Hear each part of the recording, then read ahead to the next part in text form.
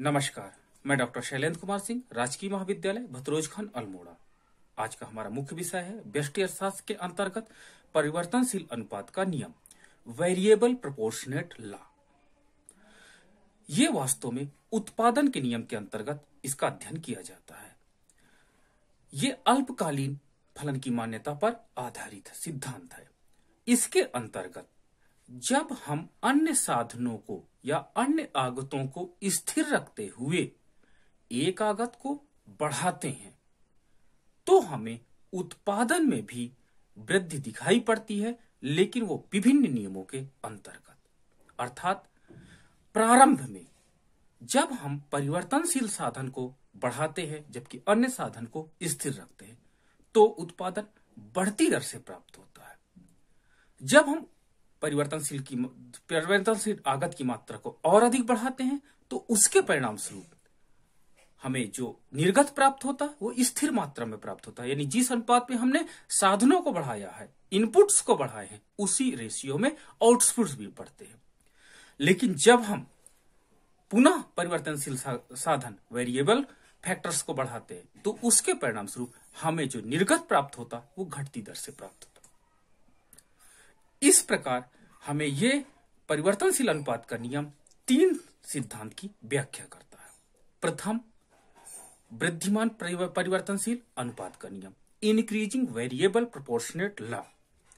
It means when we increase the input the output increasing rate.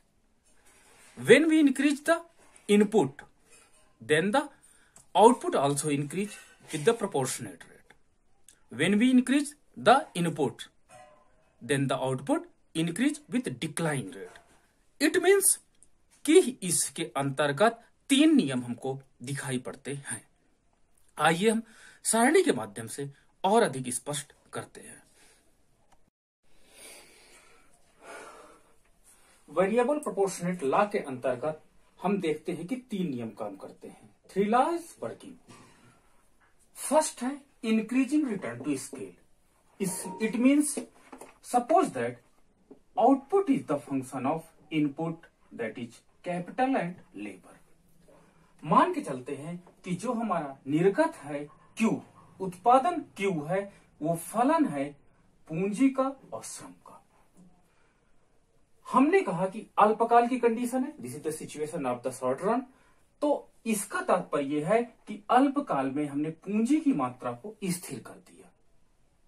अर्थात जो हमारे पास labour है वो क्या है, वो चेंजेबल है, वो वेरिएबल्स है। जब हमने प्रारंभ में लेबर का मान बढ़ाते हैं, मान लीजिए कि हमने लेबर का मान 2 टाइम्स कर दिया, यानी हम लेबर का मान दुगना कर देते हैं, तो उत्पादन हमें वास्तव में 3 गुना बढ़ता हुआ दिखाई पड़ता है। तो जो हमारे पास वेरिएबल फैक्टर्स है हमने उसको 2 टाइम्स चेंज किया, तो हमारे पास जो आउटपुट है, जो उत्पादन है, वो 3 टाइम्स चेंज हुआ। इट मीन्स यहां पर variable increasing return to scale work कर रहा है। दूसरा हमारा सिद्धांत है स्थिर variable proportionate law, constant variable proportionate law. It means कि Q is the function of K and L। हम देखते हैं कि जो हमारा आउटपुट है it is the function of capital and labour.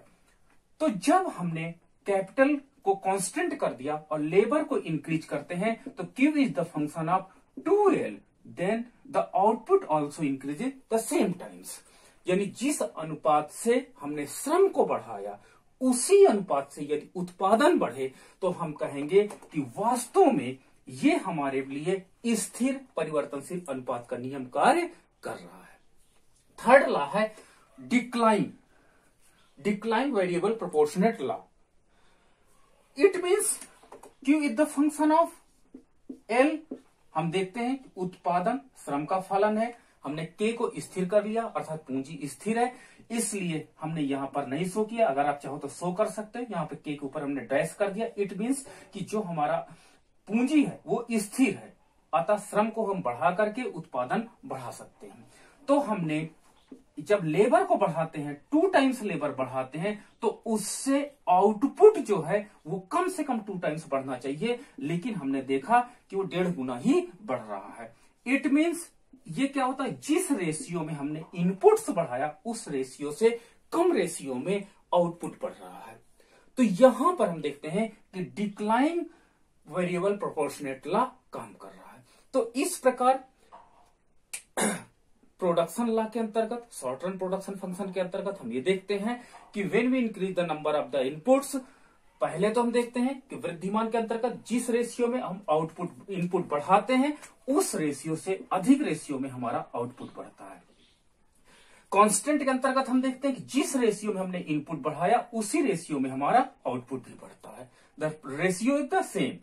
और हमने डिक्लाइन के अंतर्गत देखा कि जिस रेशियो में हमने इनपुट बढ़ाया उस रेशियो से कम रेशियो में बढ़ता तो है बट रेशियो कम है, इसलिए डिक्लाइन वेरिएबल प्रोपोर्शनेट लॉ हमको दिखाई पड़ता है।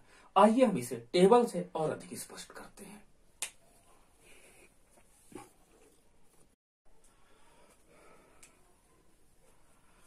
Now we can prove the variable proportionate law with the help of table. हम परिवर्तनशील अनुपात का नियम सारणी के माध्यम से सिद्ध करने जा रहे हैं। हमने पहले स्तंभ में लेबर को लिया, लेबर के साथ टोटल प्रोडक्शन की टेबल सबसे पहले जनरेट होगी। जब हमने लेबर की 1 यूनिट यूज किया तो टोटल प्रोडक्शन कितना हो जाता है, 8। जब हमने लेबर की मात्रा को बढ़ा करके 2 यूनिट कर दिया तो हम देखते हैं कि आउटपुट जो है हमारा टोटल प्रोडक्शन वो कितना हो जा रहा है, 20। जब हम लेबर की मात्रा को 3 टाइम्स करते हैं तो हमारा टोटल प्रोडक्शन 36 हो जाता है। जब हमने लेबर की मात्रा को 4 टाइम्स बढ़ाते हैं तो हमारे पास टोटल प्रोडक्शन इंक्रीज होकर के 48 हो जाता है। जब हम लेबर को 5 टाइम्स कर देते हैं तो हमने टोटल प्रोडक्शन में हम चेंज देख सकते हैं कि वास्तव में 55 हो जाता है, लेकिन 6th यूनिट में 60 और 7th यूनिट में that is maximum.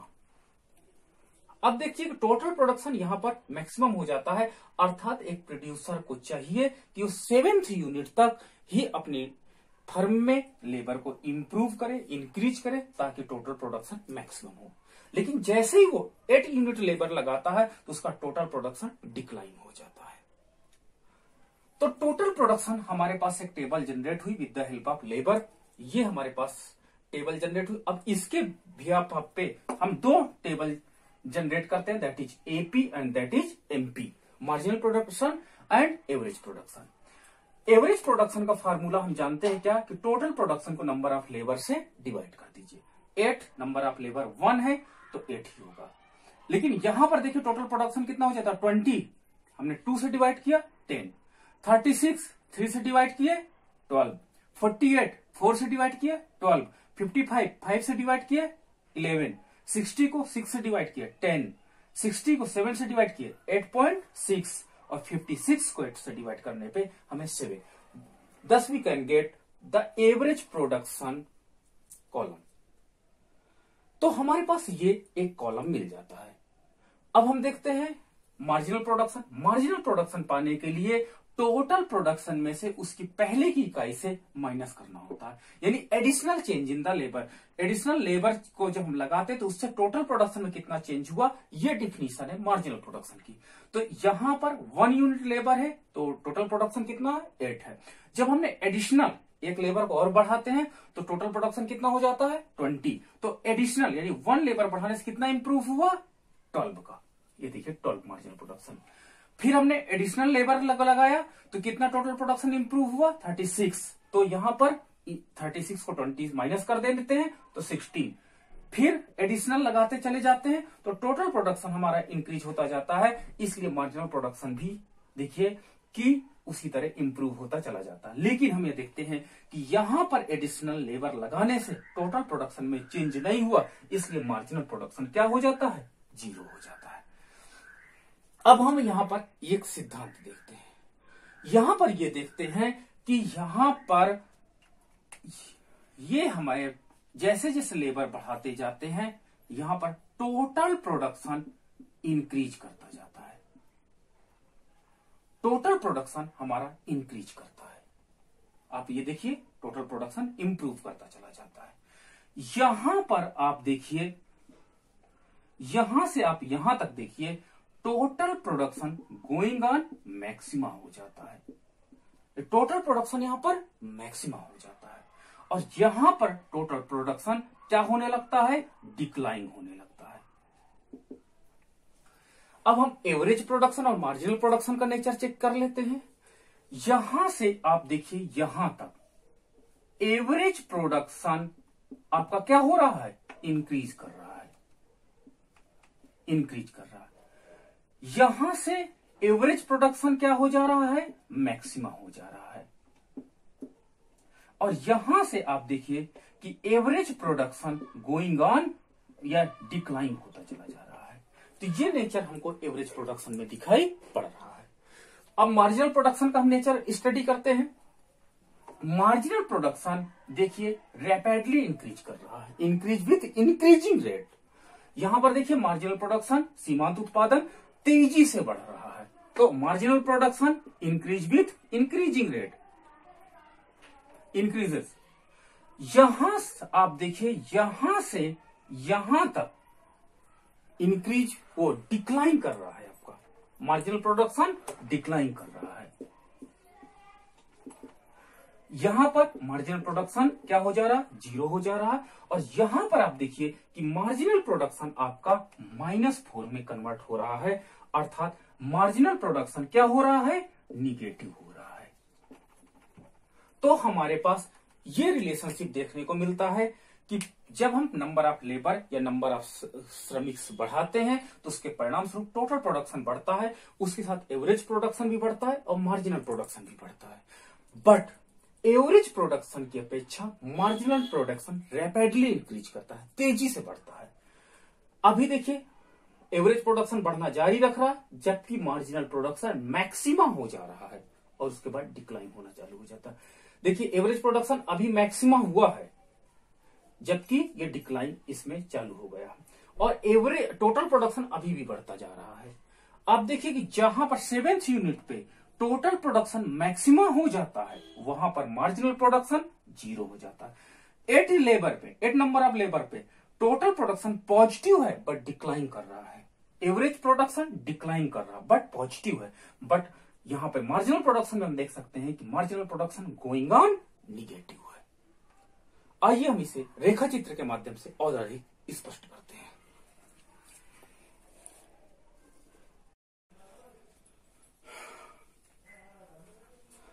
In the diagram we can see that the TP, AP and MP marginal production. In the base axis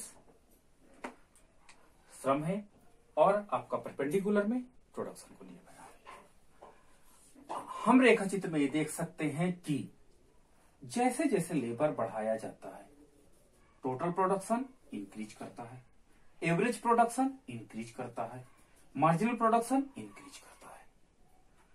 लेकिन जैसे ही एक निश्चित लिमिट आती है, उसके बाद हम देखते हैं कि marginal production going on maxima और मार्जिनल प्रोडक्शन डिक्लाइन करने लगता है, एवरेज प्रोडक्शन डिक्लाइन करने लगता है।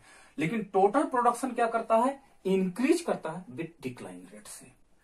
जब हम देखते हैं कि मार्जिनल प्रोडक्शन यहां पर जीरो हो जाता है, marginal production going on zero, तो वहां पर हम ये देखते हैं कि वहां पर total production going on maxima, यहां पर टोटल प्रोडक्शन मैक्सिमा हो जाता है। तो अब हम अपने सुविधा के लिए इसको 3 पार्ट में डिवाइड कर लेते हैं। तो यहां पर जहां पर एपी और एमपी दोनों बराबर है, यहां से एक हमने लाइन ड्रा कर दिया। अब हमने इस पार्ट का नाम दे दिया स्टेज 1। दूसरे पार्ट का नाम ये इस लाइन और इस लाइन के मध्य, इसको हम L1, इसको हम L2 कहते हैं। इस पोर्शन के बीच को नाम हम दे देते हैं स्टेज 2। और हमारे पास जो उधर का पार्ट है, इसका हम नाम दे देते हैं स्टेज 3। चलिए अब देखते हैं फर्स्ट स्टेज की क्या कैरेक्टरिस्टिक है।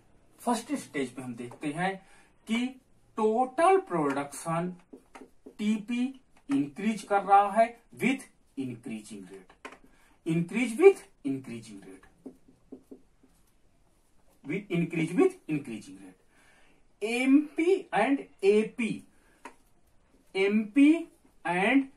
एपी ये भी आपका इंक्रीज कर रहे हैं। देखिए दोनों इंक्रीज कर रहे हैं, but the increasing rate of MP is greater than AP. यहां पर हम देखते हैं क्या कि मार्जिनल प्रोडक्शन जो बढ़ रहा है, देखिए मार्जिनल प्रोडक्शन तेजी से बढ़ रहा है एवरेज प्रोडक्शन के रिस्पेक्ट में। यहां पर marginal production going on maxima, देखिए यहां पर मैक्सिमा पे चला जाता है। यहां तक देखिए टोटल प्रोडक्शन इंक्रीजिंग रेट से इंक्रीज करता है, जहां तक एमपी मैक्सिमा नहीं होती। जैसे एमपी मैक्सिमा हो जाती है, यहां से टीपी का ढाल चेंज हो जाता है, यानी इनकी टोटल प्रोडक्शन का इंक्रीजिंग रेट चेंज हो जाता है, और यहां से मार्जिनल प्रोडक्शन मैक्सिमा होकर के डिक्लाइन करने लगता है और एवरेज प्रोडक्शन के मैक्सिमा पॉइंट पर इक्वल हो जाता है। तो एपी के मैक्सिमा पॉइंट पर आप देखिए कि एपी इक्वल टू एमपी हो जाता है इसी स्टेज पे। तो ये कैरेक्टरिस्टिक हमको पहले स्टेज में मिल जाती है। दूसरे स्टेज की कैरेक्टरिस्टिक देखते हैं कि total production increase with declining rate. देखिए इंक्रीज तो कर रहा है टोटल प्रोडक्शन, लेकिन घटती दर से। तो TP increases with declining rate, declining rate से इंक्रीज कर रहा है, घटती दर से बढ़ रहा है। एपी और एमपी दोनों डिक्लाइन कर रहे हैं। AP and MP both are decline, दोनों गिर रहे हैं, but the declining rate of MP is greater than AP. MP का डिक्लाइन रेट ज्यादा है एवरेज प्रोडक्शन से, डिक्लाइन रेट। और इसी स्टेज पे MP going on zero, marginal productivity zero हो जा रही है, यानी सीमांत उत्पादन इसी स्टेज में जीरो हो जा रहा है, और इसी स्टेज में total production going on maxima, और इसी स्टेज में टोटल प्रोडक्शन मैक्सिमा हो जा रहा है। अब हम थर्ड स्टेज की बात करते हैं, स्टेज थर्ड। इस स्टेज में हम देखते हैं क्या है कि टोटल प्रोडक्शन क्या हो रहा है, डिक्लाइन हो रहा है, टोटल प्रोडक्शन गिर रहा है। ठीक है, AP and MP also decline, average production and marginal production ये भी डिक्लाइन कर रहे हैं, बट टीपी एंड एपी देखिए दोनों एक्स अक्ष के ऊपर हैं।